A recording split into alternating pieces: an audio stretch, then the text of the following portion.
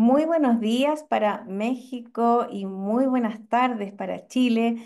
Soy la doctora Claudia Bams, directora de la Escuela de Salud Pública de la Facultad de Medicina de la Pontificia Universidad Católica de Chile y tengo el agrado de saludarles y dar la bienvenida al webinar entre la Pontificia Universidad Católica de Chile y el Instituto Nacional de Salud Pública de México.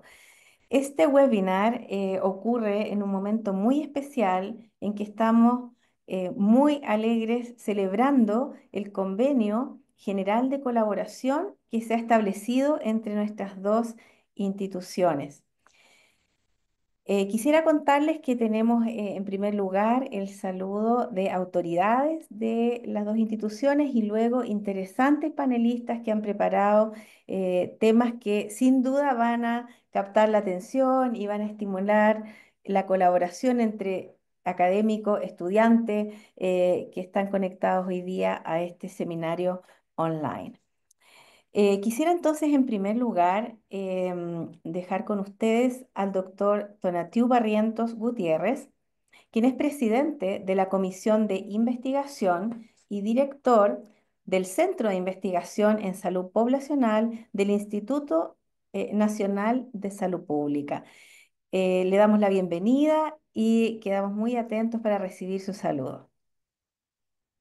Muchas gracias, doctora Bams, y muy buenos días tengan todas y todos. En nombre del doctor Eduardo Lascano Ponce, quien es el director general del Instituto Nacional de Salud Pública, quiero darles la bienvenida a este webinario entre la Pontificia Universidad Católica de Chile y el Instituto Nacional de Salud Pública.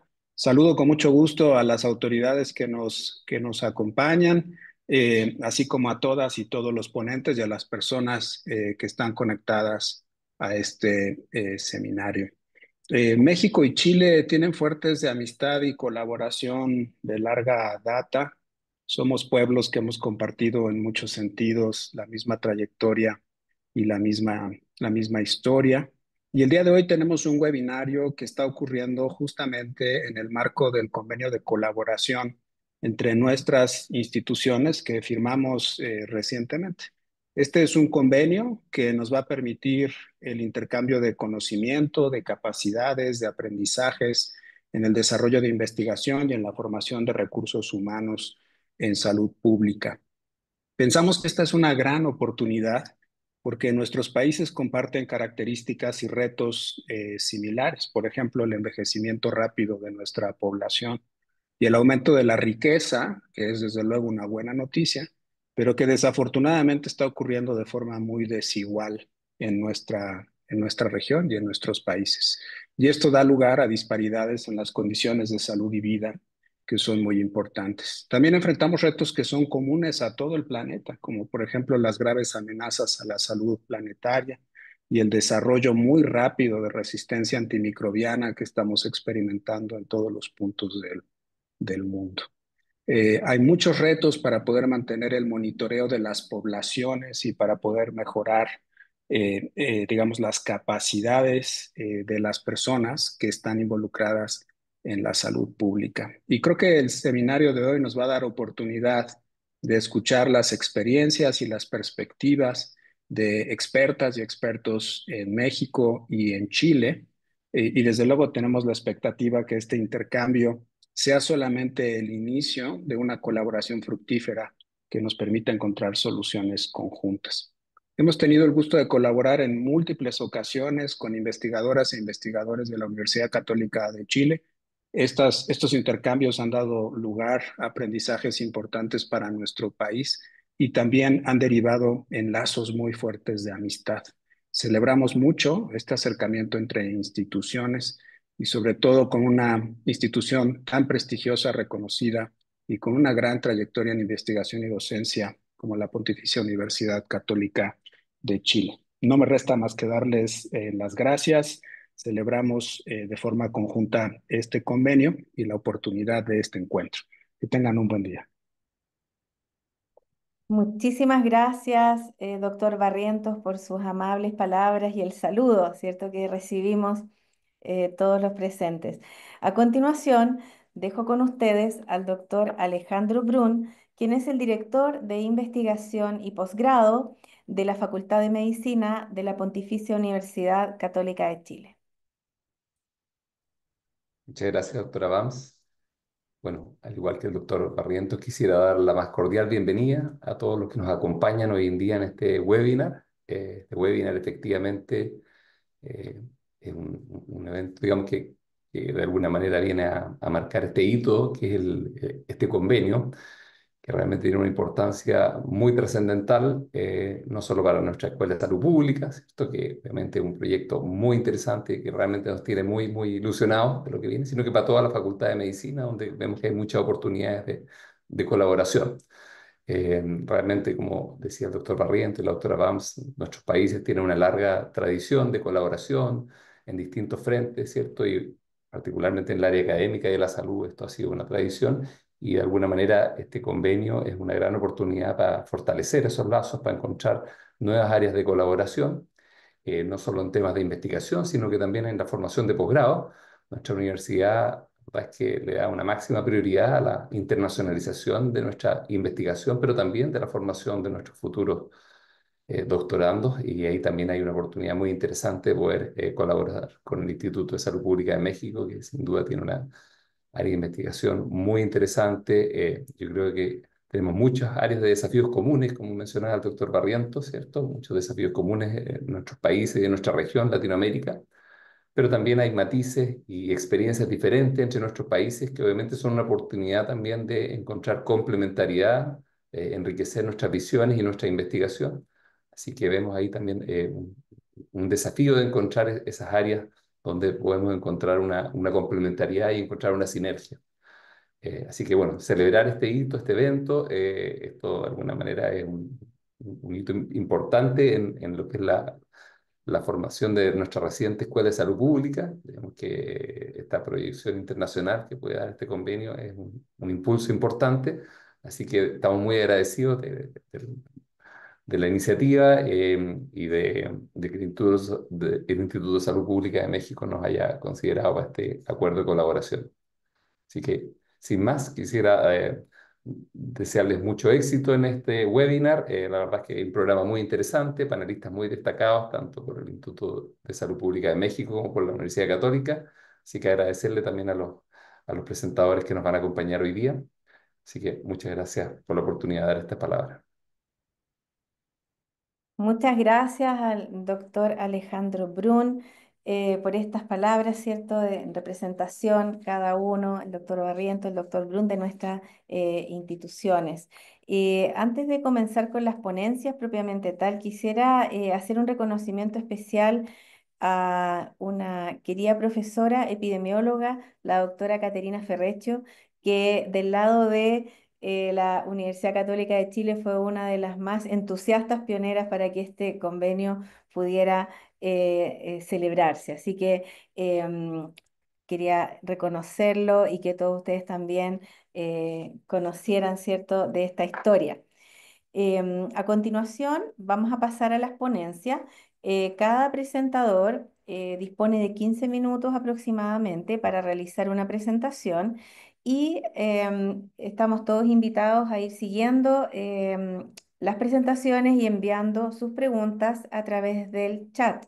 Estas preguntas las vamos a tomar al final en una sesión especialmente destinada para realizar preguntas y comentarios de los panelistas. Em, no tenemos la posibilidad de abrir los micrófonos, así que encarecemos esta solicitud de que las preguntas sean enviadas a través de el chat de este seminario. Sabemos que algunas de nuestras autoridades podrán acompañarnos algunos minutos, pero luego tienen que retirarse a otras actividades, así que también les agradecemos mucho por estas palabras de saludo inicial. Sin más, entonces quiero ahora dar la bienvenida a la primera presentadora, que es la doctora Javiera Lenis Martelli. Nos va a presentar el tema de proyecciones de necesidades de cuidados paliativos en Chile. Quisiera contarles que la doctora Lenis es médico familiar, epidemióloga y completó su doctorado en cuidados paliativos en King's College de London. Ella es académica de nuestra Escuela de Salud Pública acá en la Pontificia Universidad Católica de Chile. Su área principal de investigación está centrada en los determinantes de la calidad del cuidado de personas con demencia al final de la vida. Además, ella actualmente se desempeña como subdirectora del doctorado en epidemiología en nuestra casa de estudio. Así que le damos la más cordial bienvenida, doctora Lenis. Adelante. Muchas gracias, doctora Vance. ¿Me escucha? Sí, Sí. Voy a poner la presentación. Ahí se ve bien, ¿verdad? sí, Bueno, muy muchas bien. gracias a todos y a todas por la invitación, en particular a presentar este tema en el que he estado trabajando en los últimos años. Eh, Me parece que esto es algo que no le va a sorprender a nadie en esta audiencia, probablemente, ¿no es cierto? El envejecimiento de nuestra población, las disminuciones de las tasas de mortalidad y aumento de esperanza de vida, lo que ha ido ocurriendo es que en nuestras poblaciones tenemos población cada vez más envejecida, con necesidades de cuidados de salud que son cada vez más complejas, ¿no es cierto? Y la investigación internacional lo que señala es que la carga global de necesidades de cuidados paliativos ha ido aumentando y cada vez será mayor, ¿verdad? La Comisión Lancet sobre cuidados paliativos y alivio del dolor estima que actualmente más de 25 millones de personas requieren cuidados paliativos en el mundo y porque fallecen por causas que son frecuentemente asociadas a un sufrimiento grave relacionado con salud.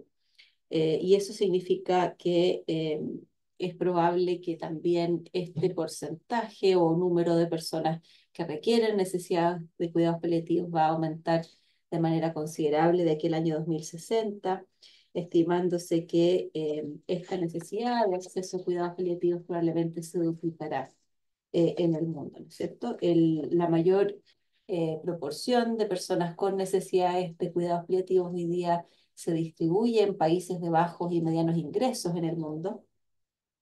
Y si observan este gráfico o esta figura de la derecha, las estimaciones muestran que las causas de muerte que llevan a mayores necesidades de cuidados paliativos y a esta proyección de mayor aumento en el número de personas que requerirán cuidados paliativos en el futuro son las enfermedades neoplásicas, cerebrovasculares, y la demencia está dentro de una de ellas, ¿cierto?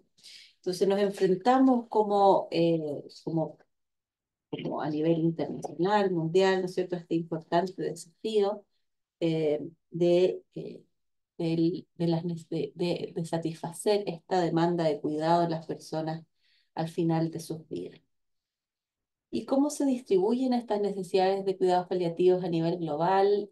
Podemos ver que las estimaciones de los estudios internacionales muestran que la mitad más o menos de las personas que requieren cuidados paliativos se encuentran en su último año de vida. Sin embargo, hay toda una proporción importante de personas que también se benefician de cuidados paliativos que no necesariamente van a fallecer ese mismo año, lo que implica que si solo observamos o consideramos a las personas en su último año de vida que pudieran requerir, como dentro de la demanda de cuidados paliativos estamos subestimando la cantidad de personas que podrían requerir de estos cuidados. Y además, si lo observamos en términos de edad, sin duda que el mayor porcentaje es atribuible a adultos mayores de 70 años. Y eso poco se explica por esto que comentaba inicialmente, a estos cambios epidemiológicos que como planeta hemos ido sufriendo.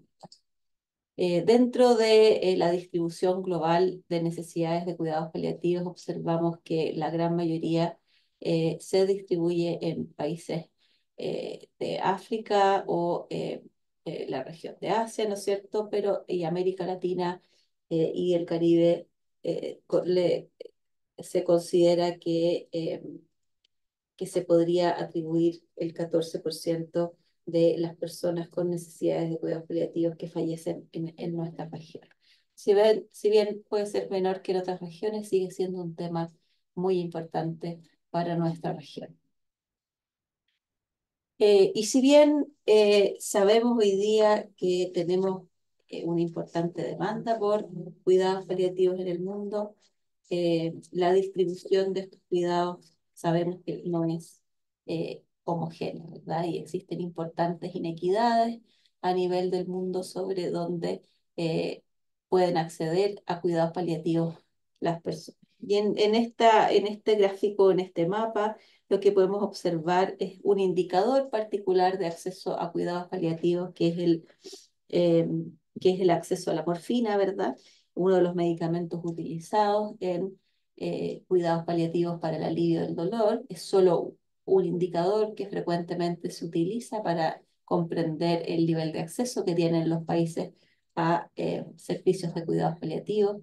En este gráfico lo que observamos es el porcentaje de acceso o necesidad cubierta de morfina en los países en relación a la estimación de necesidades de cuidados paliativos del mismo país. Y podemos observar cómo la distribución de acceso a morfina es muy desigual y tenemos países como Canadá y Estados Unidos donde en la práctica la población que accede a morfina es mucho más de la que estimamos que la requiere, y otros países como si podemos ver la región de África, ¿verdad?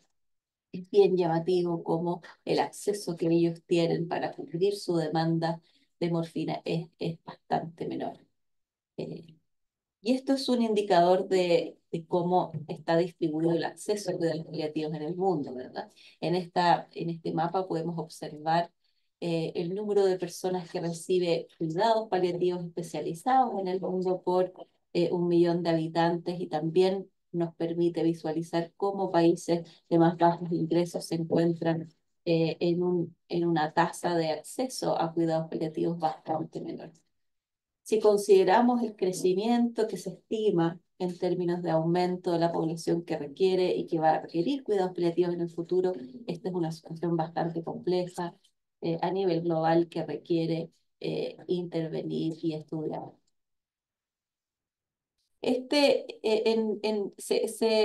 A nivel internacional se utiliza un indicador de los niveles de desarrollo de los países en términos de cómo está el acceso a cuidados paliativos en sus países. Y aquí pueden ver cómo se distribuye esto a nivel internacional, ¿no es cierto? Los países, lo cual no es sorprendente, los países de altos ingresos se encuentran en avanzadas etapas de integración de los cuidados paliativos dentro de los sistemas de salud. Nuestros países latinoamericanos, como observamos acá, se encuentran en un nivel de desarrollo de los cuidados paliativos un poco menor. Estos son datos del 2020, perdón, del 2017, por lo tanto pueden haber habido cambios también. Y Chile en particular se encuentra en una etapa preliminar de integración de cuidados paliativos en los sistemas de salud, lo cual es más avanzado que lo que observamos en otros países. Aún así, tenemos importantes brechas de acceso que les voy a mostrar a continuación. ¿Y qué ocurre con los cuidados paliativos en Chile? Para darles un poco de contexto, ¿verdad? En Chile los cuidados paliativos y la disciplina de cuidados paliativos y la prestación de servicios de cuidados paliativos es bastante reciente como en la historia del sistema de salud chileno, ¿verdad? Hay algunos hitos que uno pudiera identificar en los últimos años, ¿verdad? Como la creación de la red de cuidados paliativos de Concepción y Arauco, y la unidad de dolor de cuidados paliativos del Hospital Militar, que se inauguró en los años 90, ¿verdad? La creación de la Sociedad Chilena de Cuidados Paliativos, que también es bastante reciente dentro de la historia de la salud pública chilena, ¿no es cierto? Uno de los hitos más relevantes ocurrió en el año 2005, en que se aprueba como dentro del paquete de Ley de Garantías Explícitas en Salud en Chile, que son paquetes de cuidado para ciertos problemas de salud que están garantizados por ley en términos de acceso y protección financiera. Eh, este paquete incorporó en sus inicios un programa de acceso al manejo del dolor en pacientes con cáncer, que fallecen con cáncer. Este programa fue progresando, se fue complejizando, ¿no es cierto? Fue incorporando a personas con patologías oncológicas no necesariamente en su año de vida o no necesariamente terminales, mejorando la cartera de prestación de servicios. Y esta ley implicó que en Chile el sistema de salud tuvo que impulsar una importante expansión de servicios de cuidados paliativos a lo largo del país para dar cuenta de esta ley. Recién en el año 2018 se aprueba la creación de la Sociedad Médica de Cuidados Paliativos y la especialidad de cuidados paliativos es muy reciente en Chile también. Y en ese contexto es interesante cómo el año 2021 se aprueba una ley de acceso universal a cuidados paliativos en Chile que determina que todas las personas que tienen enfermedades terminales graves, no necesariamente en su último año de vida y no necesariamente oncológicas, sino que tienen distintas patologías, deben acceder o debieran acceder a cuidados paliativos. Y en este contexto nos preguntamos entonces, ¿cuál es la demanda actual de cuidados paliativos en Chile en personas con patologías oncológicas, pero también no oncológicas, ¿verdad? Que son las patologías que va a abordar esta nueva ley. ¿Y qué va a pasar en el futuro, ¿verdad? Si es que internacionalmente las proyecciones nos muestran este importante aumento en necesidades de cuidados paliativos que se va a producir a nivel internacional. Nuestra pregunta es qué pasa en Chile, ¿no es cierto? ¿Cómo tenemos que preparar nuestros servicios de salud para no solo dar cuenta de esta ley, sino que también de las necesidades de nuestra población? Y en ese contexto, nuestro equipo ha trabajado en distintas estimaciones de necesidades de cuidados paliativos para el país, tanto actuales como en el futuro, pensando en niños, en adultos, y también en patologías oncológicas y no oncológicas. Hemos trabajado con el Ministerio de Salud también para poder compartir estos resultados y hacer estimaciones que satisfagan también sus necesidades operativas como Ministerio de Salud, ¿cierto? A nivel internacional existen distintos métodos para identificar necesidades de cuidados paliativos a nivel poblacional, ¿verdad? Que sin duda es diferente de lo que ocurre en la clínica. Muchos métodos han ido evolucionando, ¿verdad? Desde un porcentaje de todas las muertes que pudiera eventualmente requerir cuidados paliativos, hasta métodos un poco más sofisticados en que se establecen distintos rangos de estimaciones eh, de mejor escenario, peor escenario, considerando certificados de defunción, pero también hospitalizaciones, etc. Y uno de los últimos métodos propuestos por la Comisión Lancet de Cuidados Paliativos es el estimar necesidades de cuidados paliativos utilizando algunos factores aplicados a todas las muertes que han ocurrido en un país en un determinado año. Lo que hizo la Comisión Lancet fue definir con un grupo de expertos el porcentaje de personas que fallecen por una determinada condición de salud que habrían requerido cuidados paliativos en base a prevalencias de dolor y otros síntomas que habitualmente son aliviados en el contexto de los cuidados paliativos. Y esa fue la metodología que nosotros quisimos utilizar en nuestros distintos estudios, ¿no es cierto? Aquí pueden observar las 20 condiciones de salud que definió la Comisión Lancet que eventualmente podrían requerir cuidados paliativos. Para cada una de estas condiciones definió un factor el cual se aplica al número de muertes asociadas a esa condición de salud y además la Comisión Lancet definió un grupo de patologías que son las que ustedes ven aquí en negrito, ¿no es cierto?, con un asterisco, cuyas personas que fallecen por esas condiciones se estima, ¿no es cierto?, todo un grupo de la población que vive con esas condiciones y no necesariamente se encuentra en su último año de vida, que estimamos que corresponde a la mitad más o menos de las personas que requieren cuidados paliativos en un país. Estas fueron las condiciones que consideramos, ¿no es cierto? Algunas de estas condiciones también son las que están consideradas en nuestra nueva ley en Chile de acceso universal a cuidados paliativos, no todas ellas. Por lo tanto, hemos realizado distintos tipos de estimaciones pensando en las necesidades del Ministerio de Salud también, pero aquí les voy a presentar un poco los resultados más globales. Actualmente se estima que más o menos existen 104.000 personas que requieren cuidados paliativos anualmente en el país. De estas, la mitad corresponden a personas que tienen una patología oncológica y la otra mitad a personas con otras patologías oncológicas. Eh, Dentro de las personas que requieren cuidados paliativos en nuestro país, se estima también que aproximadamente la mitad no se encuentra en la etapa final de vida, sino que en el previo a su año de muerte. ¿Y cómo se satisface esta necesidad a nivel de nuestro país si consideramos esta demanda estimada y el número de casos ingresados a cuidados, al programa de cuidados paliativos nacional, tanto en el sistema privado como público? Estimamos que el sistema cubre aproximadamente el 93% de la demanda de cuidados paliativos para personas que fallecen con cáncer. Si sabemos que más o menos la mitad de las personas que requieren cuidados paliativos no tienen condiciones oncológicas, eso significa que nuestro sistema hoy día tiene un gap de aproximadamente un 50% de la demanda, digamos, si incorporamos personas sin cáncer, porque hoy día están recién incorporándose al programa de cuidados paliativos.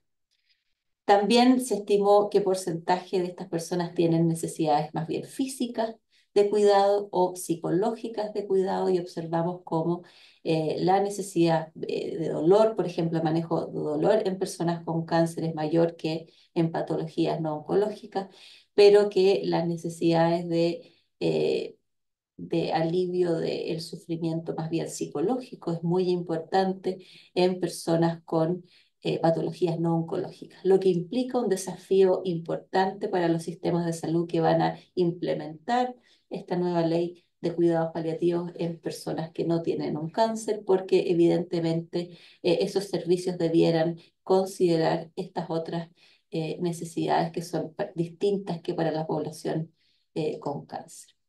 Entonces quisimos entender cómo se proyecta esto para nuestro país, ¿no es cierto? ¿Qué debiera pensar o proyectar el Ministerio de Salud en términos de servicios de salud y de esta demanda, ¿verdad? Y para ello utilizamos los registros de mortalidad del Departamento Nacional de Estadísticas en Salud entre los años 97 y 2019 y las estimaciones poblacionales que realiza a partir del censo el Instituto Nacional de Estadística de nuestro país, de aquí al año 2050, ¿no es cierto?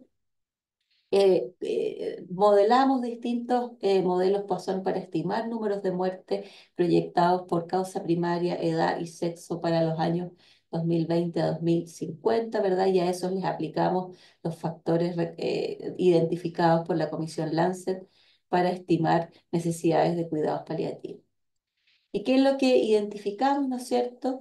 Que actualmente entre más o menos ahora el año 2021, ¿no es cierto? Como les decía, más o menos 100.000 personas requieren anualmente de acceso a cuidados paliativos en Chile, y esto se va prácticamente a duplicar de aquí al año 2050, lo cual es consistente con lo que observamos en la literatura internacional también. Sin embargo, ¿cuáles son las causas que están eh, impulsando, ¿no es cierto?, este aumento en necesidades de cuidados paliativos en Chile, lo cual es muy relevante en términos de cómo vamos a diseñar estos servicios de salud para dar cuenta de esta necesidad.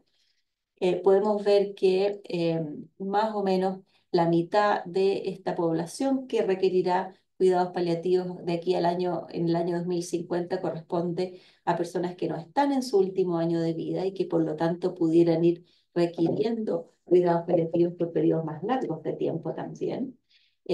Vemos también que esto implica para el país un aumento de un 80% más o menos de, el número de casos actuales que requieren cuidados paliativos. Y si observamos la relación entre patologías oncológicas y no oncológicas, como en este gráfico de la izquierda, observamos que si bien en ambos casos se produce un aumento de las necesidades de cuidados paliativos por las estimaciones de aumento de muertes por patologías oncológicas y no oncológicas, en el año 2050 la mayor demanda de cuidados paliativos va a estar relacionada con patologías no oncológicas. Y esto en particular tiene que ver con las proyecciones de prevalencia de casos de demencia que vamos a observar en nuestro país en el futuro y que se proyectan para el futuro, y de enfermedad cardiovascular y falla orgánica debido a probablemente patologías crónicas que van a ir en aumento en nuestro país. Y esto es bien relevante dado que nuestro escenario actual es que nuestros equipos de cuidados paliativos están principalmente capacitados y orientados en el manejo de patologías y síntomas relacionados con el cáncer. Por lo tanto, esto requiere un cambio de paradigma y de forma de prestación de servicios. ¿Cuáles son las principales fortalezas de las estimaciones de necesidades de cuidados paliativos utilizando estos métodos a nivel poblacional?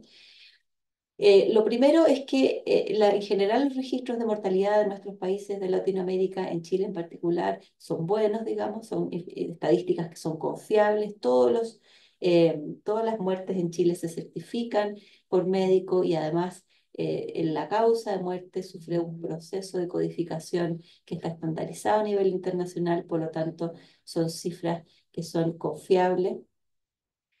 Además, hemos aplicado factores que han sido identificados por expertos y consensos internacionales en relación a cuántas personas debieran requerir cuidados paliativos dependiendo de la causa, ¿no es cierto? También podemos establecer rangos de estimaciones utilizando distintos métodos, pero la principal ventaja es que nos permite estimar una necesidad global y no una demanda directa, que es lo que habitualmente podrían hacer los servicios de salud al identificar número de casos consultantes, ¿no es cierto?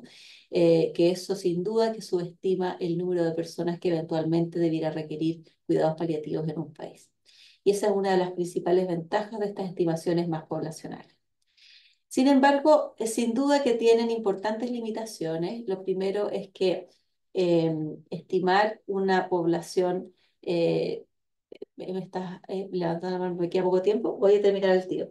Estimar una población que requiere cuidados paliativos que no está en su último año de vida es bastante más complejo, son estimaciones que no necesariamente están basadas en prevalencias de enfermedades, por lo tanto tienen importantes limitaciones.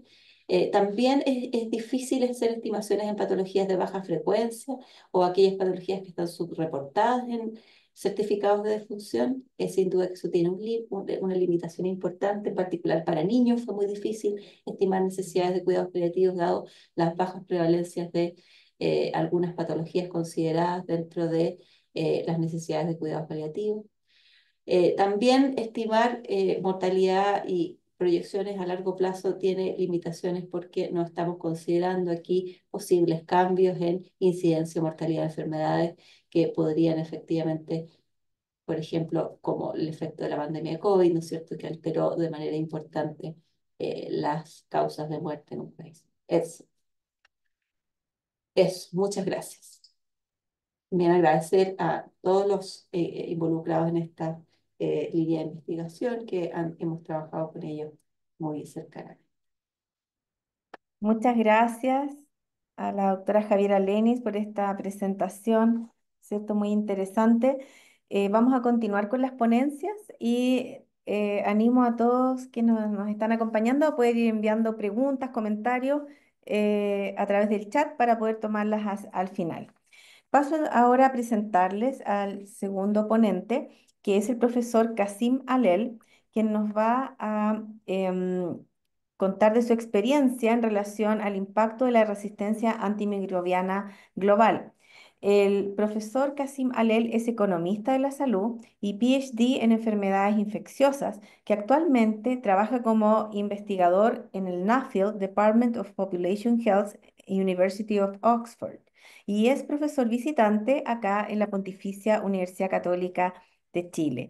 Su área principal de investigación busca comprender la transmisión y la carga, tanto económica como de salud, de bacterias resistentes a los antimicrobianos.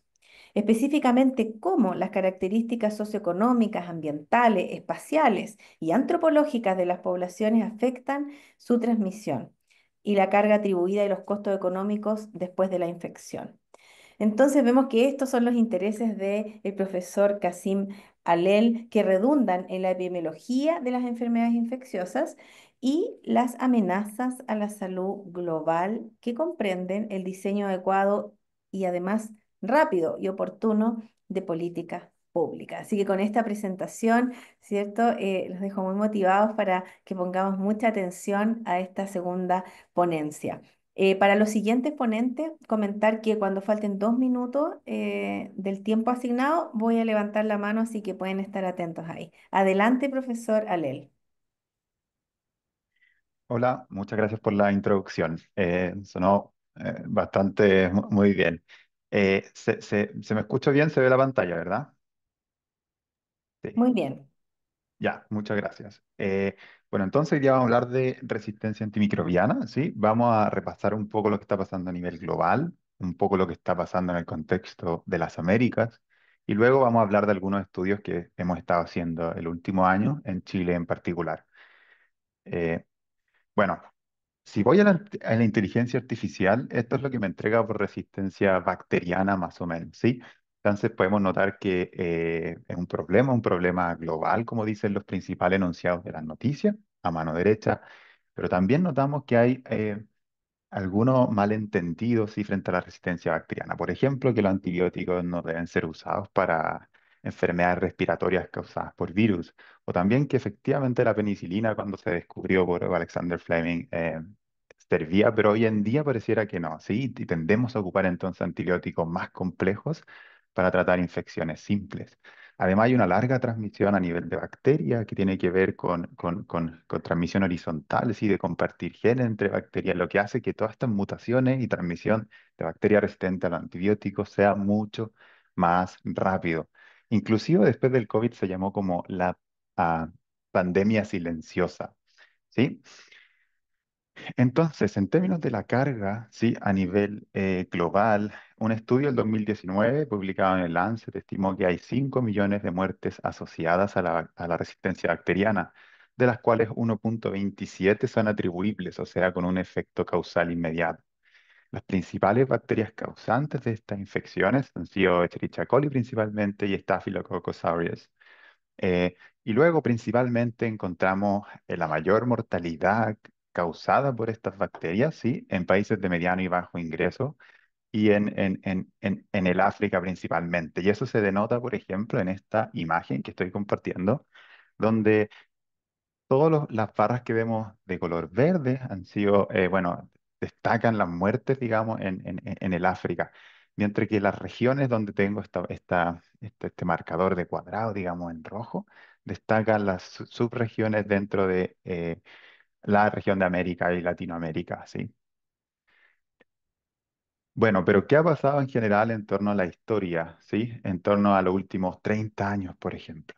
Entonces, un reciente artículo publicado algunos meses atrás estimó que la resistencia bacteriana a nivel general en adultos, o sea, no en adultos, en niños mayores y adultos mayores a 5 años, o sea, en toda la población mayor a 5 años, ha ido incrementando a lo largo del tiempo, como vemos en el primer panel, panel A. De lo contrario, en el panel B podemos notar que estas muertes causadas por la resistencia bacteriana han ido disminuyendo a lo largo del tiempo, ¿sí? Y a su mismo tiempo, si vemos en el panel C y D en particular, podemos notar que hay distintos patógenos siendo más prevalentes hoy en día que no lo fueron antes y viceversa. Por ejemplo, en el caso de las personas mayores de 5 años, podemos observar que hay un incremento en las tasas de mortalidad, digamos, atribuible a la resistencia bacteriana causada por Staphylococcus aureus. Mientras que en el caso de los niños podemos observar que ha decrecido, ¿sí? La mortalidad por estreptococo neumonía y particularmente tiene que ver con desarrollo de intervenciones, sanitización, higiene y también campañas de vacunación masivas. Pero algo que súper importante que quisiera destacar es un cambio a nivel de sociodemográfico, sí, en la epidemiología de las muertes atribuibles y asociadas a la resistencia bacteriana, así como observamos en este gráfico. 30 años atrás, las personas menores de 10 años aproximadamente era donde se observaban mayores muertes, ¿sí? Causadas por las bacterias resistentes, mientras que hoy en día o hacia el 2021 observamos lo contrario. Las poblaciones son más longevas, como dijeron, bueno, anteriormente en la presentación, y por lo mismo observamos entonces que hay mayor mortalidad en edades más longevas. Pero bueno, ¿qué pasa en el contexto de las Américas?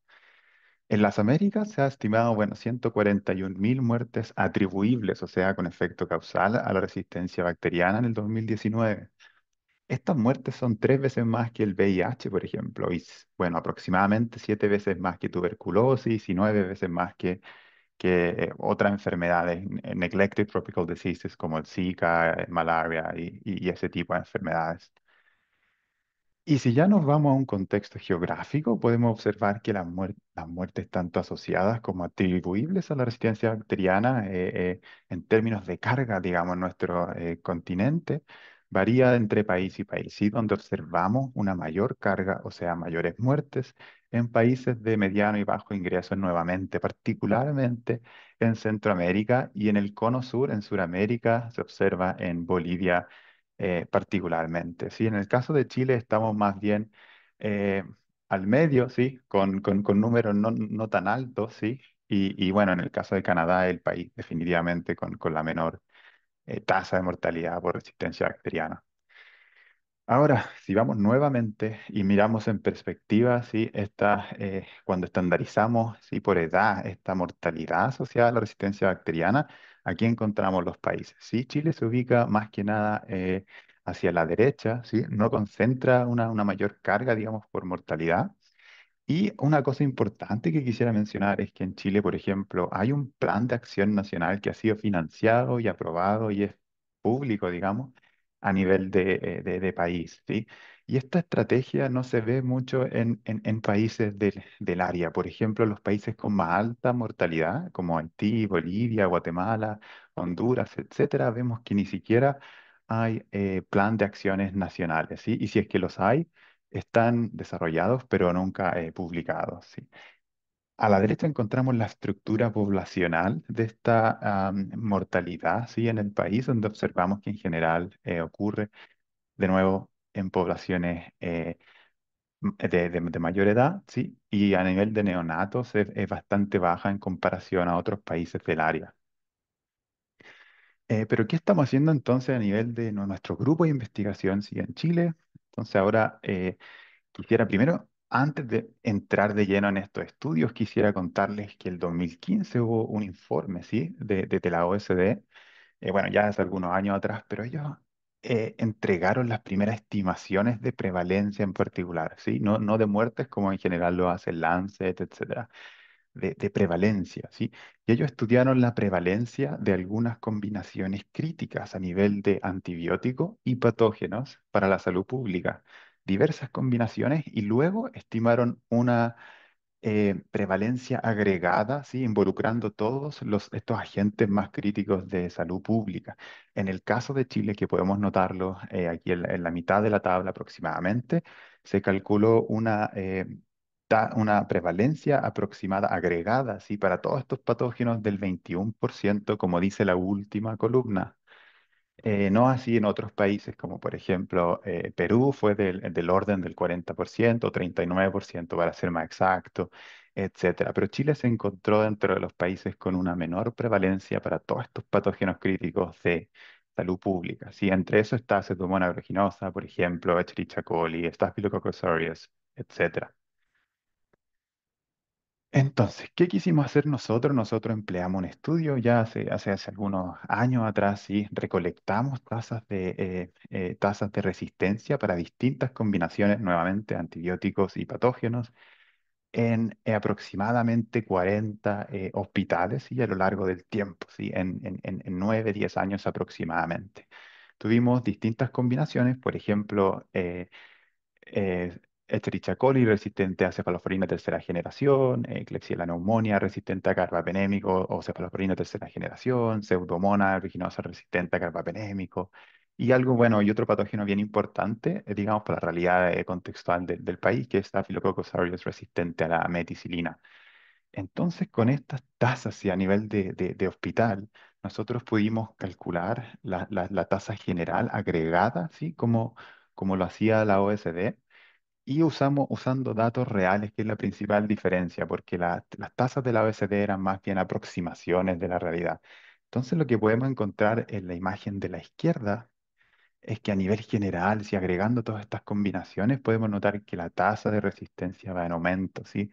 Y particularmente, mayoritariamente en alto aumento en Klebsiella pneumoniae resistente a carbapenémico o cefalosporina de tercera generación.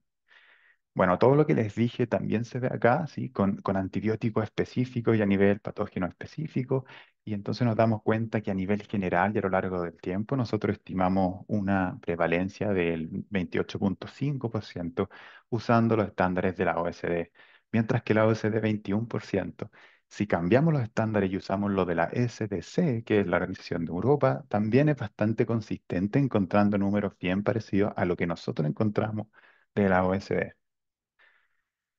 Entonces, luego de esto, nosotros, ¿qué hicimos? Después de estimar estas prevalencias, encontramos diversos factores, sí, que tenían que ver con la infraestructura hospitalaria, por ejemplo, que tenían que ver con las comunidades donde estos hospitales estaban, y caracterizamos un poco lo que eran los factores sociodemográficos de estos lugares, sí, y también ambientales, etcétera. ¿Para qué? Para luego computar entonces modelos de regresión multivariables donde vimos cuáles eran los factores que podían tener una mayor asociación con estas tasas de resistencia, por separado, o sea, por separado por combinaciones de patógenos y antibióticos, y también a nivel agregado, ¿sí? Y en general lo que encontramos que nuestro índice, porque creamos índices de variables, nuestro índice de, por ejemplo, complejidad hospitalaria, que comprendía la estadía media, por ejemplo, o sea, el largo de la hospitalización a nivel medio, los egresos anuales a nivel medio, etcétera, la cantidad de personas con un seguro de salud público, encontramos que eso estaba directamente relacionado con las tasas de resistencia, ¿sí? Y a su mismo tiempo las características de la comunidad, ¿sí? O sea, por ejemplo, a menor sanitización, porque hicimos el inverso de estos índices. A menor sanitización, entonces, perdón, a menor sanitización, sí, a mayor pobreza, entonces encontramos que había una más alta tasa de resistencia y particularmente para patógenos críticos como Escherichia coli y también Staphylococcus aureus. Luego extrapolamos estos números y encontramos que estos eran los mapas, digamos, a nivel regional, ¿sí? Donde, por ejemplo, en el norte se encuentra una mayor prevalencia para diversos patógenos como Staphylococcus aureus. Bueno, en otro estudio, un estudio paralelo, sí, nosotros nos dedicamos a buscar también cuál es la carga entonces a nivel de paciente, porque el estudio anterior era a nivel de hospitales, estudio de prevalencia, pero ahora a nivel de pacientes. Entonces empleamos un estudio de carácter retrospectivo, ¿sí? En 3, 4 años aproximadamente y recolectamos información de 1.200 pacientes aproximadamente presentando bacterias y, bueno, diversas patógenos, digamos, de los cuales eran susceptibles o resistentes a los antibióticos, pero solo incluimos los de alta prioridad o patógenos críticos de salud pública acorde a la OMS, que son los que están en este recuadro a mano derecha, y esa es la distribución aproximadamente de la resistencia en verde y en amarillo de la susceptibilidad. Entonces, tomamos estos datos y quisimos usar Propensity Score Matching, ¿sí? Para tratar de machear entonces los pacientes que tenían características relativamente similares antes de la toma del hemocultivo, ¿sí? En términos, por ejemplo, de uso de antimicrobianos anterior a la toma del hemocultivo, previas estadías hospitalarias, etcétera.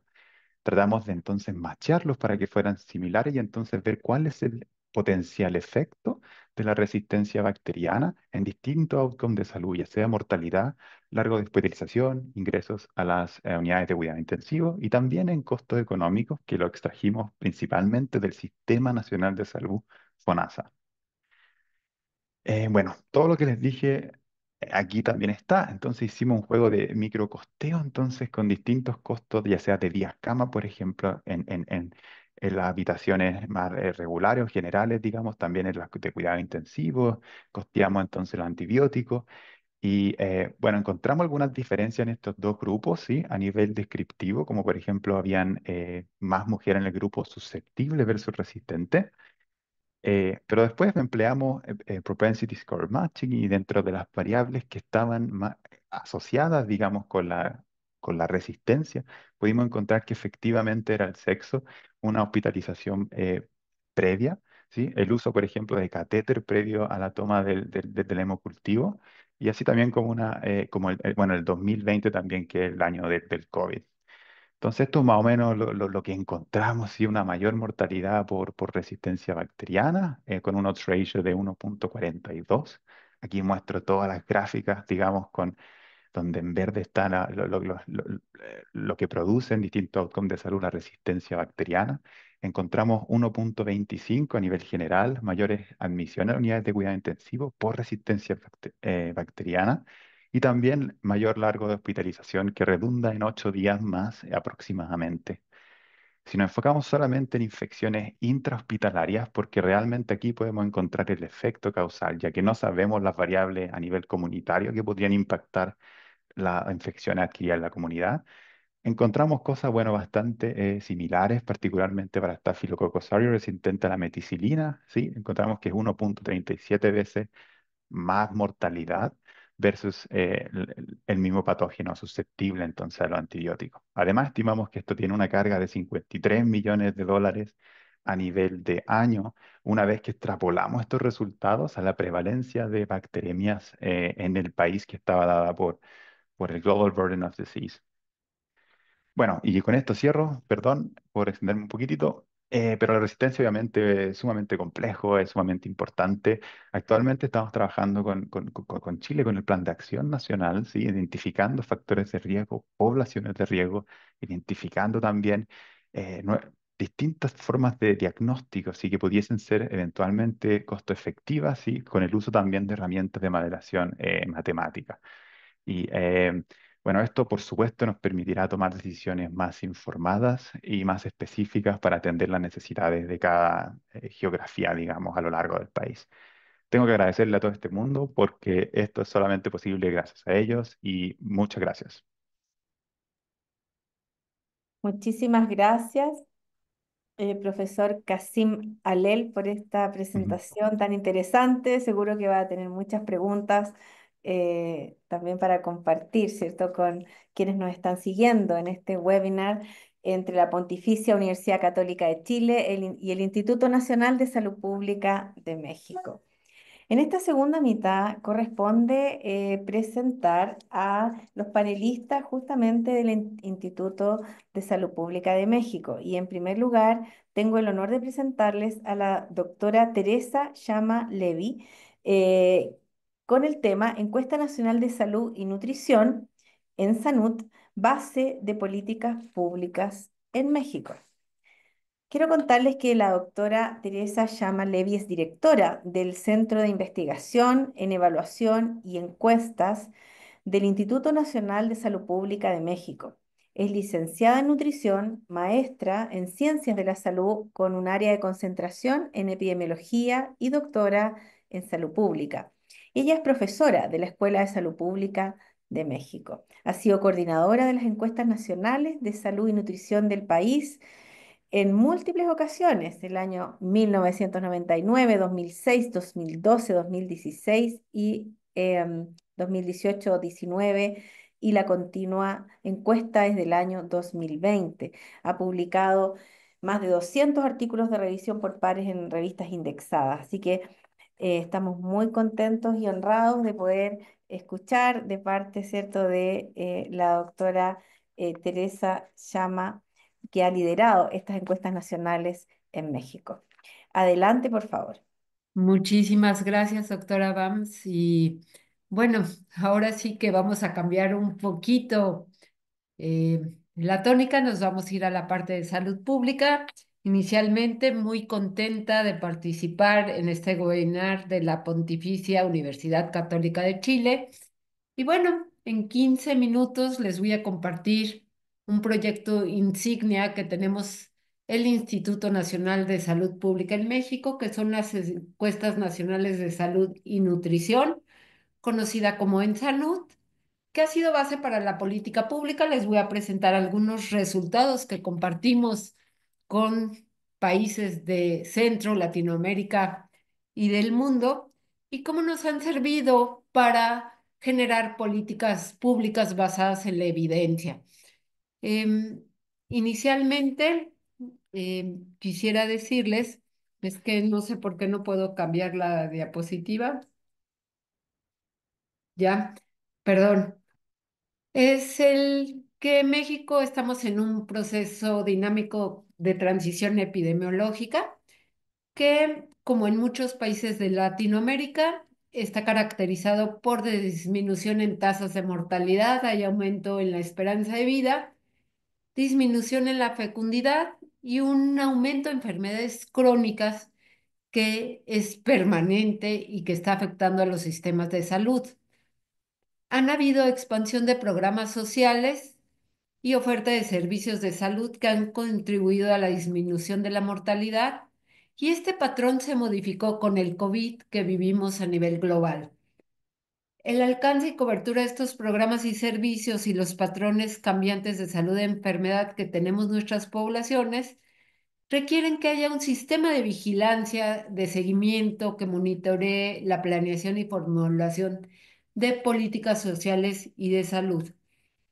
Es así que como base para este monitoreo en México existen las encuestas nacionales de salud, que estas son de carácter estratégico para lo que es el Ministerio de Salud.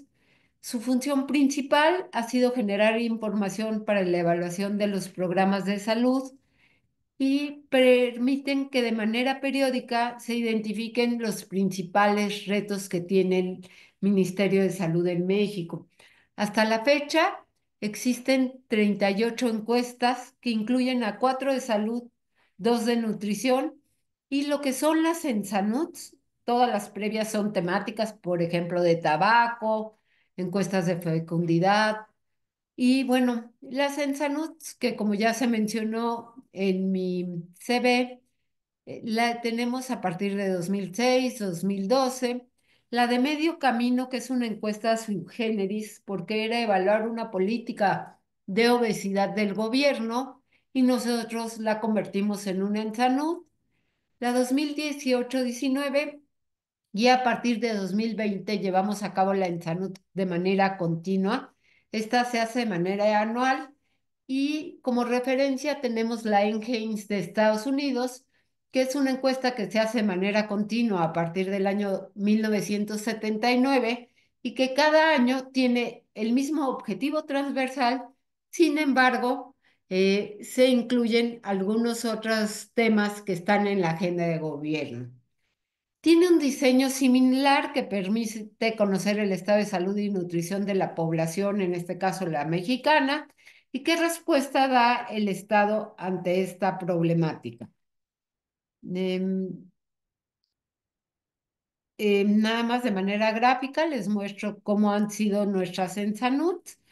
En 87 se llevaba a cabo solo la encuesta de salud y en 88 la de nutrición, en 94 solo salud, 99 y 2000 la E99 nutrición y la 2000 de salud, pero en un esfuerzo del Ministerio de Salud y con el Instituto de Salud Pública ya llevamos a cabo esta EnSanud que une salud y nutrición, y 2020 ya es de manera continua y es anual. Una de las cuestiones es que en 2020 iniciábamos la EnSanud continua y se tuvo que volver EnSanud COVID. Fue una de las pocas encuestas a nivel mundial que obtuvo información cara a cara. Bueno, los objetivos generales son el de actualizar el panorama sobre distribución, frecuencia y tendencias de indicadores relevantes sobre las condiciones de salud y nutrición de la población y sus determinantes sociales. Sus resultados tienen un alcance inicial a nivel nacional conforme vamos consolidando la muestra regional, estatal de zonas urbanas y rurales. Y por otro lado, tiene el objetivo de estudiar la cobertura, focalización y calidad percibida y satisfacción de usuarios con los programas y servicios de salud y de nutrición por edad y por sexo. Específicamente, ya les mencioné que va consolidando la muestra hasta llegar a entidades federativas. Tiene a partir del 2006 representatividad estatal y la continua en este año por una cuestión de periodo de gobierno se consolidó para 2020-2024. Nos informa los problemas de salud de la población y sus tendencias a partir del 2006. Evalúa el desempeño de los programas y políticas de salud.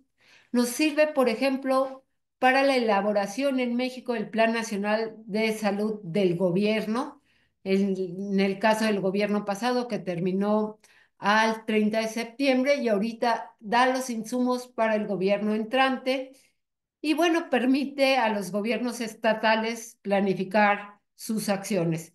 Aquí les pongo el costo aproximado por año, que en pesos mexicanos es 57.2 millones. Lo voy a tratar de pasar a dólares. Sin embargo, no sé cuánto sería en pesos chilenos, pero este es el costo en pesos mexicanos que ahorita lo pienso en lo que voy avanzando y lo convierto a dólares.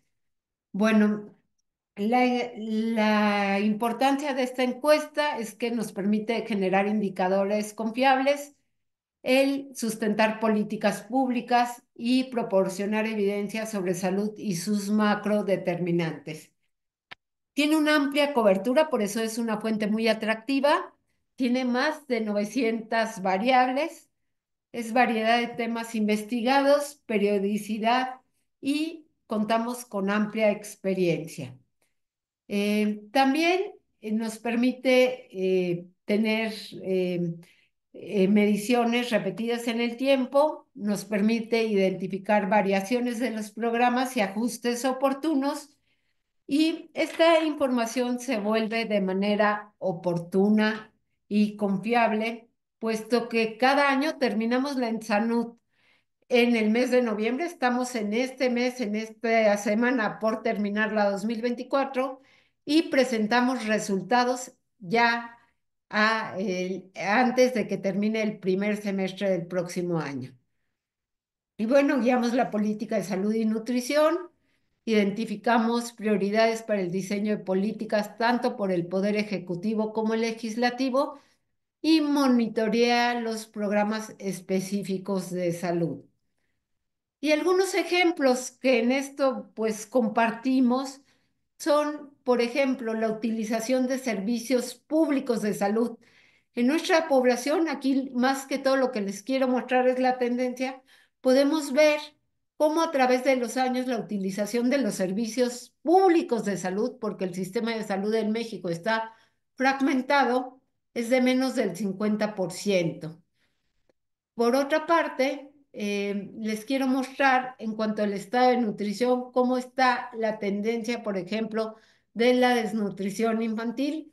Y tenemos que a partir del año 2012, la desnutrición infantil tiene una prevalencia de talla baja de alrededor del 13%, por más que han existido acciones para disminuir su prevalencia.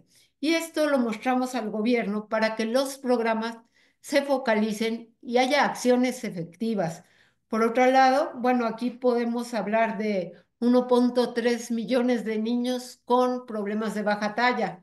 Pero si nos vamos al problema de sobrepeso, yo no me gusta hablar de obesidad de niños menores de 5 años, pero tenemos que este se ha ubicado en alrededor del 8%, 960,000 niños menores de 5 años ya con problemas de sobrepeso. Por otra parte, podemos hablar del problema de sobrepeso y obesidad en escolares y adolescentes, en donde la prevalencia entre 2006 y el 2020-23 se ubica en alrededor del 36% y en los adolescentes vemos que la prevalencia está en el 40%. También podemos hablar de la ingesta de azúcares añadidos, frutas y verduras por grupo de edad, también en adolescentes y escolares, y vemos que de acuerdo a la recomendación de 400 gramos por día de frutas y verduras, en los adolescentes solo 1 de cada 5 adolescentes consumen una cantidad adecuada de frutas y verduras y en los escolares es 1/3. Pero sin embargo, el consumo mayor a 10% de la energía de azúcares tenemos que, tanto en escolares como adolescentes, esta se ubica en más del 65%. Es el tipo de resultados que podemos obtener en la ENSANUD.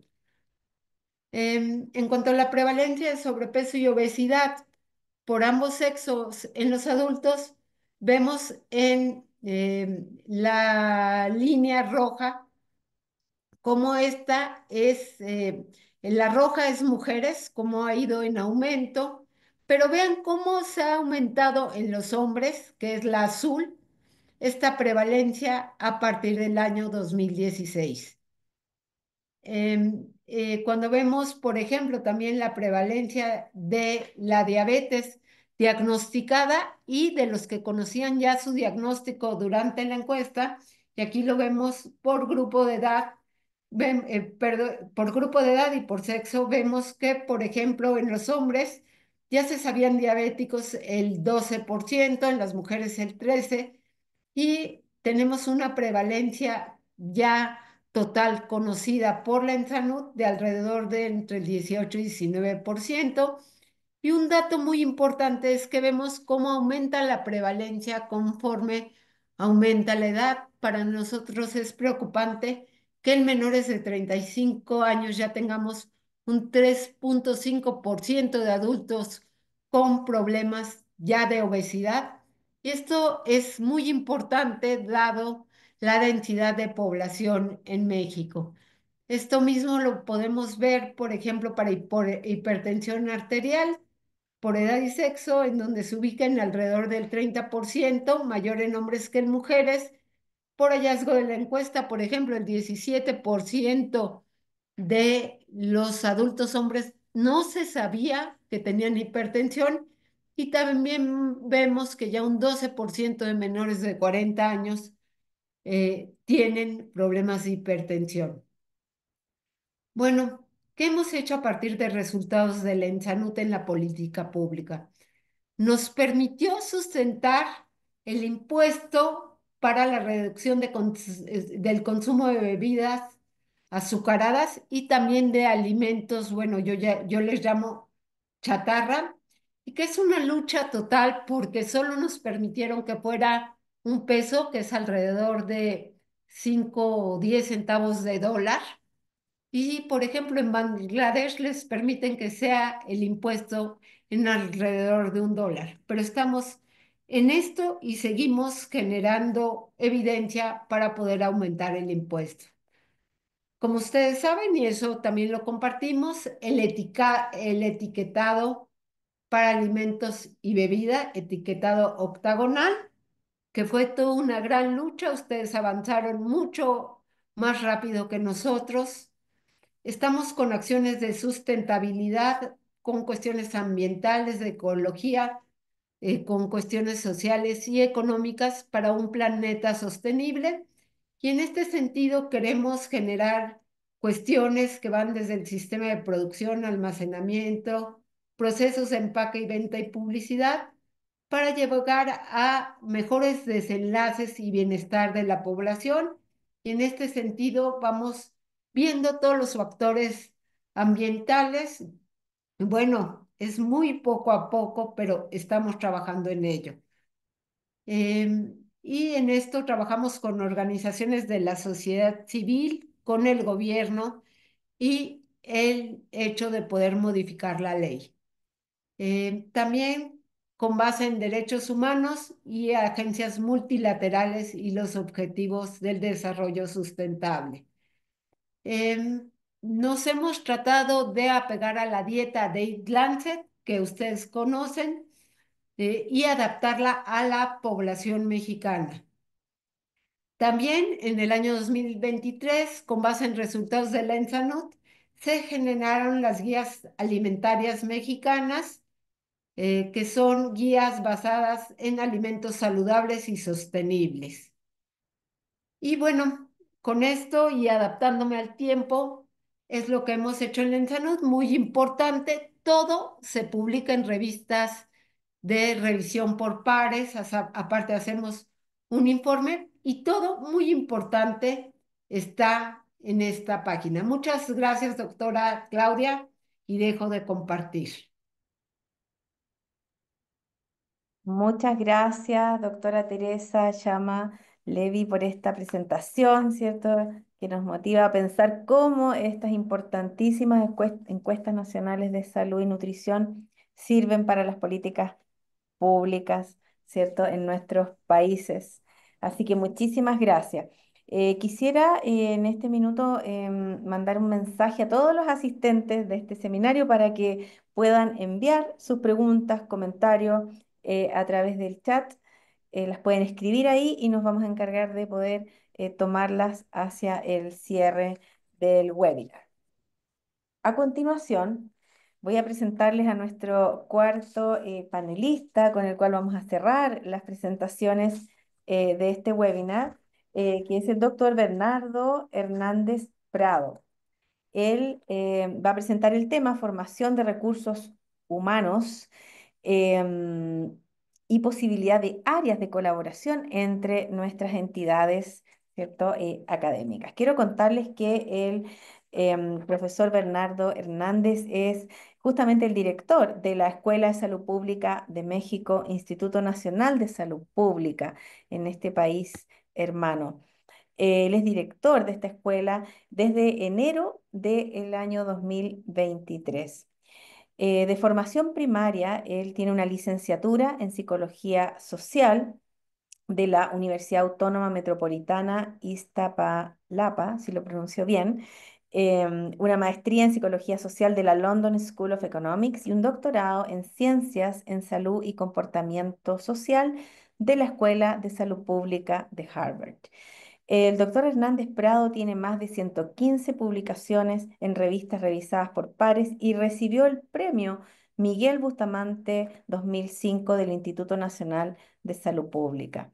En su labor como docente e investigador, eh, se dedica a em, trabajar con muchos tesistas e investigadores allá en el Instituto Nacional de Salud Pública de México. Su trabajo apoya los esfuerzos para mejorar el desempeño del sistema de salud y desarrollar competencias en salud global, especialmente en la región de Mesoamérica, intentando aumentar la coordinación entre las actividades de educación e investigación. Así que estamos muy honrados de contar con la presencia del director, ¿cierto?, del Instituto Nacional de Salud Pública de México, Escuela de Salud Pública de México, y lo dejo con un cordial saludo ahora con ustedes. Ay, muchísimas gracias, doctora Bams. ¿Me escuchan bien y ven mi presentación? Muy bien. Ay, muchas gracias. Pues un gusto estar con ustedes. Esta sesión realmente es motivo de celebración para todos en el Instituto de Salud Pública. Pues tener este webinar para empezar celebrando la colaboración con la Universidad Católica de Chile y un reconocimiento a la doctora Ferrecchio, quien ya de tiempo atrás venía impulsando esta iniciativa y nos da mucho gusto que va tomando forma, ¿no? Miren, yo quisiera platicarles, por un lado, un poco brevemente de la estructura y las actividades del Instituto de Salud Pública y después un poco sobre las actividades pues, de docencia al interior de la Escuela de Salud Pública de México para poder identificar áreas de colaboración, pues no solo con la Universidad Católica de Chile, sino también pues con cualquier institución que esté acompañándonos en este webinar, ¿no? Miren, el Instituto Nacional de Salud Pública se funda en 1987 e integra al fundarse a la Escuela de Salud Pública que viene desde 1922.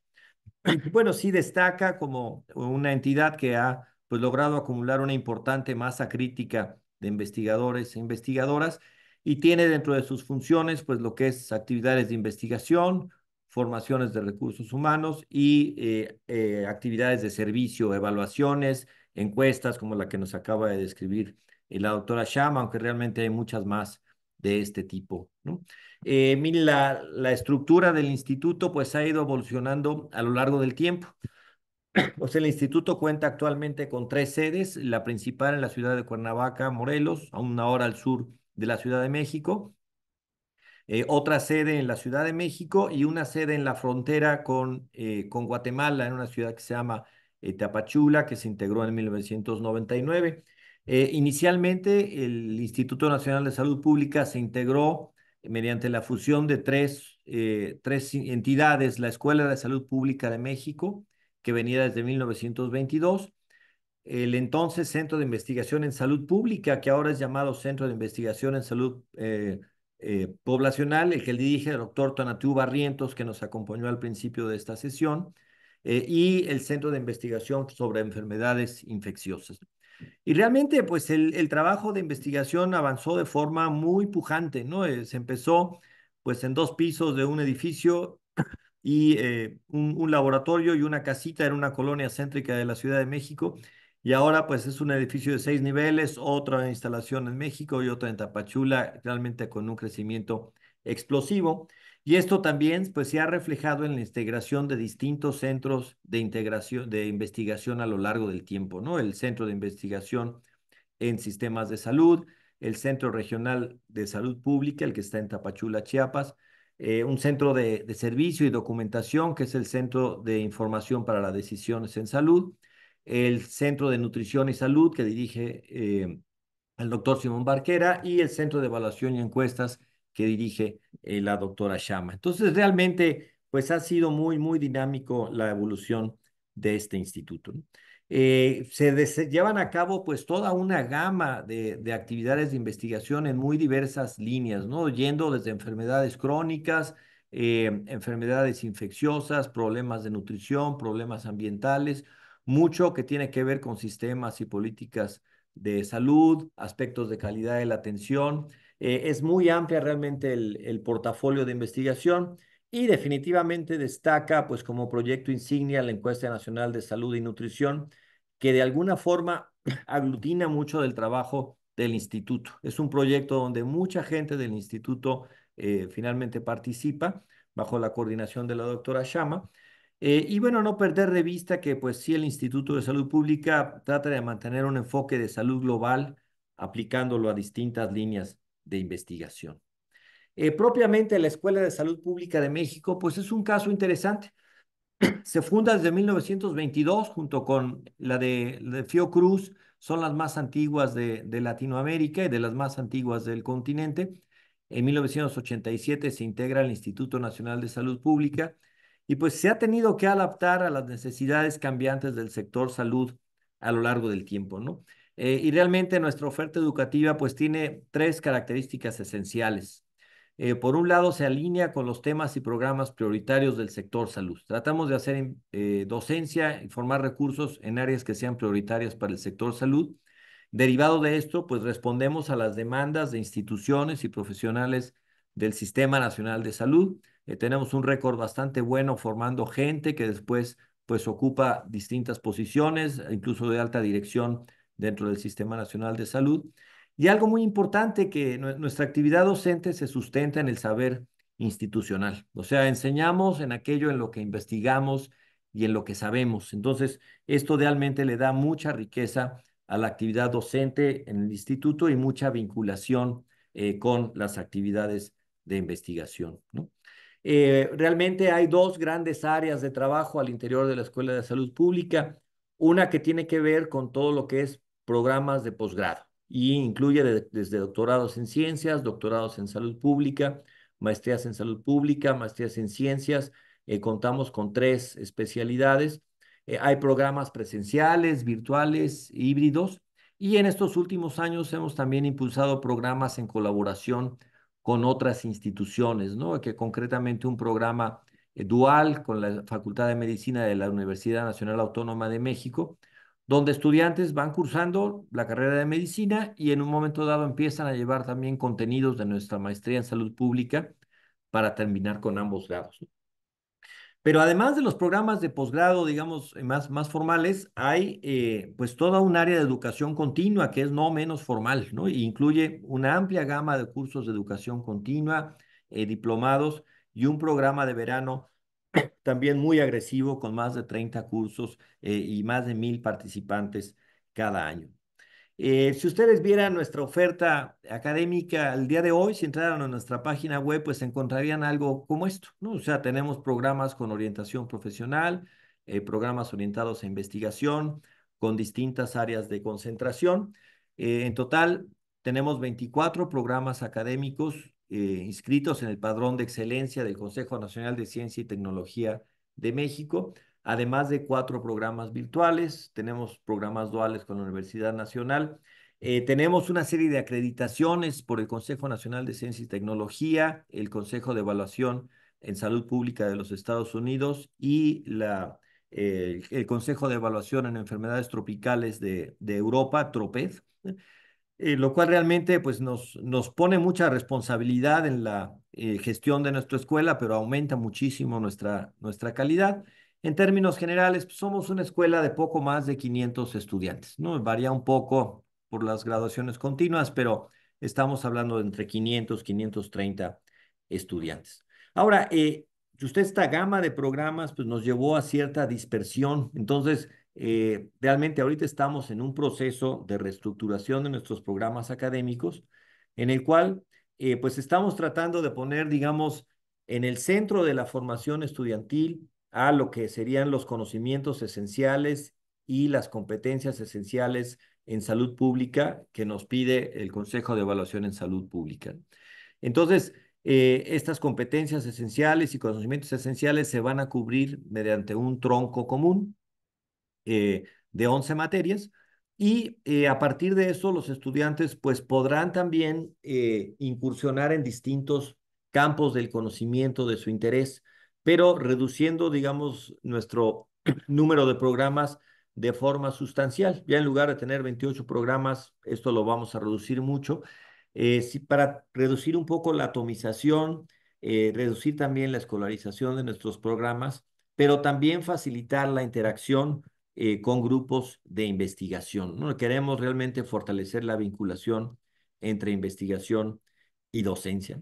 Entonces, pues miren, con este programa que ya está por arrancar ahora en septiembre del próximo año y la nueva convocatoria la verán disponible a partir del 16 de diciembre, realmente nuestra oferta académica se va a conformar de esta manera. O sea, nosotros vamos a tener 4 programas básicos: maestría en salud pública integral, maestría en ciencias en salud pública, un doctorado en salud pública integral, que es un programa semipresencial. Se llevan contenidos en línea y los estudiantes están pues 2 semanas en 2 ocasiones al año aquí tomando algunas clases presenciales, y nuestro doctorado en ciencias en salud pública.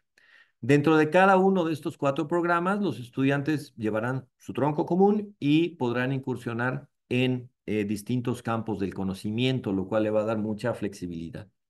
Se van a mantener las 3 especialidades que manejamos: medicina preventiva, epidemiología y calidad de la atención. Y vamos a mantener pues algunos programas colaborativos o con características específicas que es difícil incluir dentro de estos 4 programas básicos, ¿no? Por ejemplo, tenemos una maestría en nutrición clínica, una maestría en gestión de calidad de la atención, un doctorado en calidad conjunto con otras instituciones. Entonces, también vamos a poder mantener eso, pero sí nuestra oferta va a estar mucho más centrada y reducida de 28 a alrededor de 10 programas en total. Eh, Tenemos un área importante también en lo que es educación continua, ¿no? Y esta se ha venido desarrollando pues, desde antes de la pandemia, pero tomó mucho impulso con la pandemia. Realmente nos da mucha flexibilidad y nos da mucho alcance. Si tenemos poco más de 500 estudiantes en nuestros programas de posgrado, bueno, tan solo en el curso de verano son más de 1000, ¿no? Realmente la proyección es mucho mayor. Es cierto que ellos vienen por tiempos más cortos, pero de todos modos nos da mucha penetración y nos permite responder a necesidades concretas del sector salud, ¿no? Entonces, contamos con cursos, contamos con diplomados en áreas específicas.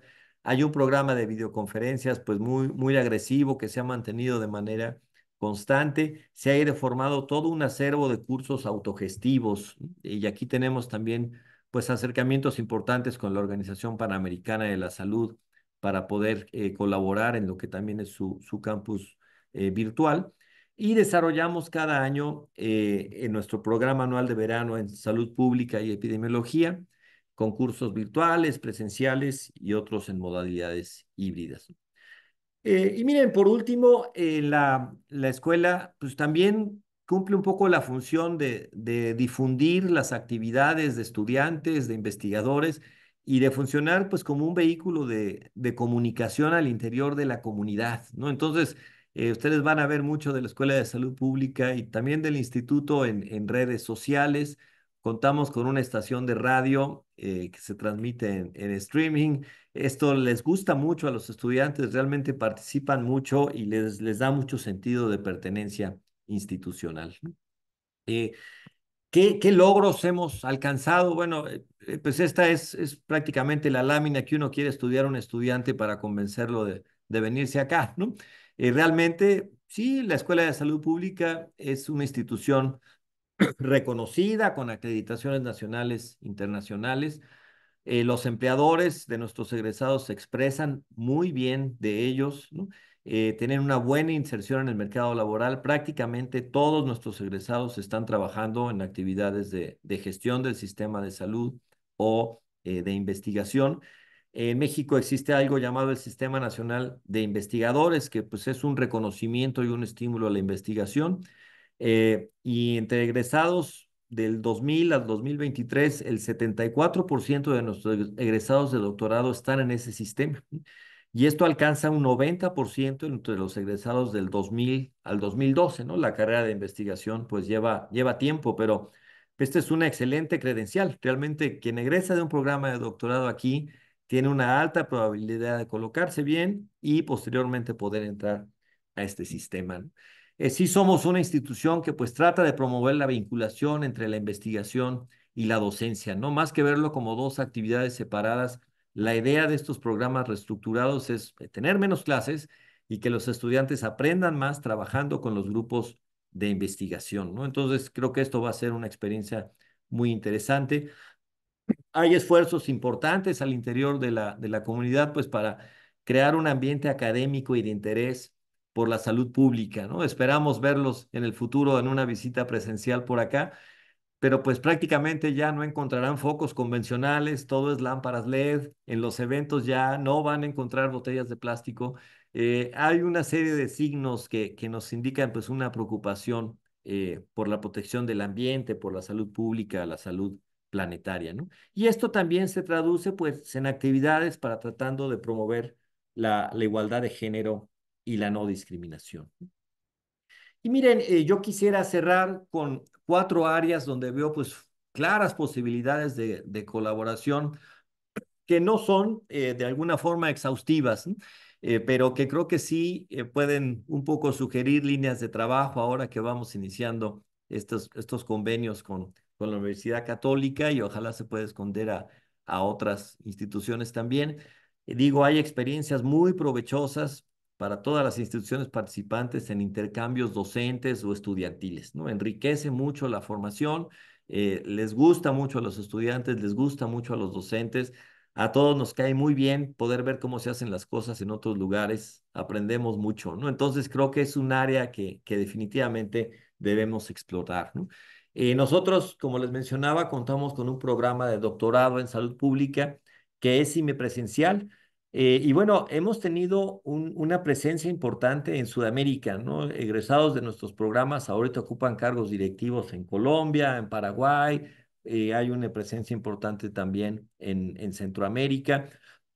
Y realmente creo que es algo que sí se puede explotar tratando de tener pues actividades presenciales, no solo en México, sino si se busca un grupo importante, pues también tener una sede colaborativa en Chile y tratar de hacer esto también de forma recíproca con algunos programas de educación por allá, ¿no?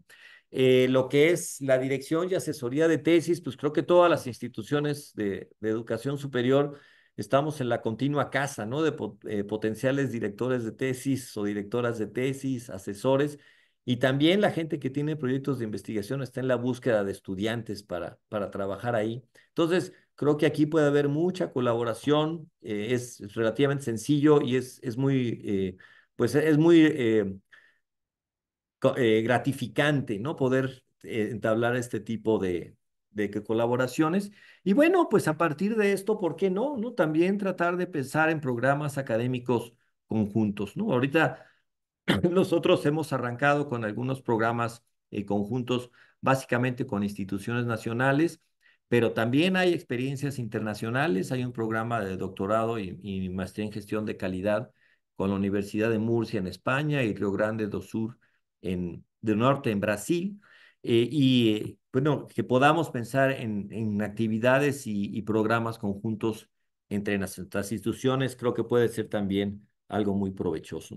Entonces, miren, yo pararía aquí, pues nada más agradeciéndoles y un poco, pues subrayando la importancia de esto, ¿no? Que realmente los convenios, pues son útiles en la medida en que los llenemos de actividades y pues exhortándolos a que esto sea solo el inicio de muchas más colaboraciones, ¿no?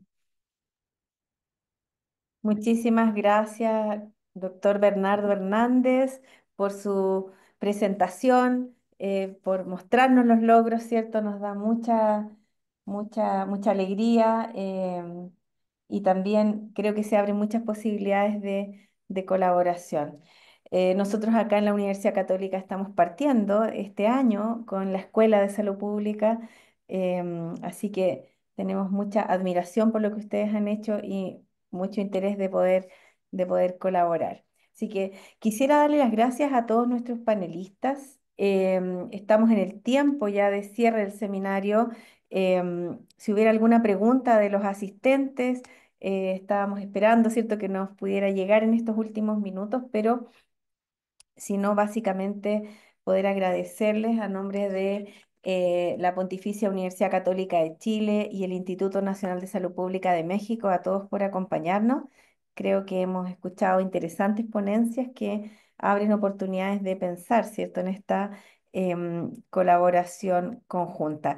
No hemos recibido una cantidad de preguntas por el chat, entonces quisiera solamente preguntar si alguno de los panelistas, habiendo escuchado a los otros panelistas, tiene alguna pregunta o comentario que quisieran realizar a modo de ya de ir cerrando el seminario. Ahí Yo está, les doctora debía Teresa. Sí, adelante. el dato de cuánto cuesta la encuesta por año y es aproximadamente 2.800.000 dólares. Y bueno, aprovecho que tengo la palabra para decirles que la INSANUD acaba siendo una fuente de datos para las tesis y que con otros países hacemos el comparativo. Entonces, por ejemplo, con Brasil hemos tenido mucha experiencia, también con el INTA en Chile hemos intercambiado información y dado además asesoría, pero se hacen como tesis, tanto de maestría como de doctorado. Entonces, pues adelante. Nada más. Gracias.